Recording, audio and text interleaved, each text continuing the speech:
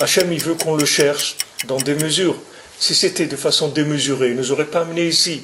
Hachem, il nous amène dans un monde où il y a le temps, l'espace, le poids, le volume, le chaud, le froid, le dur, le mou. Tout ça c'est des choses qui sont des mesures pour servir Hachem dans des mesures. Donc il faut faire attention que la lumière qu'on rentre dans notre cœur, elle soit dessinable par notre cœur. C'est-à-dire que notre cœur, il puisse faire de cette lumière un comportement. Que cette lumière, ça améliore un comportement. Ça change la vie de l'individu. Que cette lumière, elle va entraîner un démarrage dans ces mesures, dans une réparation des mesures. Sinon, à quoi ça sert cette lumière-là? À quoi ça sert la lumière si elle ne change pas l'individu? Elle ne sert à rien.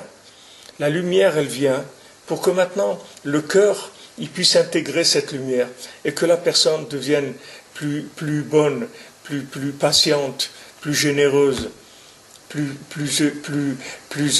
éveillée, avec plus de émouna, plus de foi. Toute la lumière, elle vient pour améliorer le système. Et la lumière, elle ne vient pas pour de l'extase. La lumière, elle vient pour qu'on puisse s'améliorer.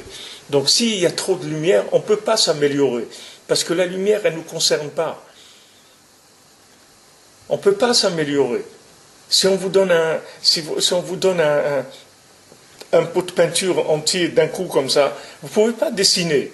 Pour dessiner, vous avez besoin d'un pinceau dans lequel vous mettez un petit peu de peinture, dosé. Avec ça, ça vous permet de faire un trait plus ou moins épais, selon ce que vous voulez faire, etc.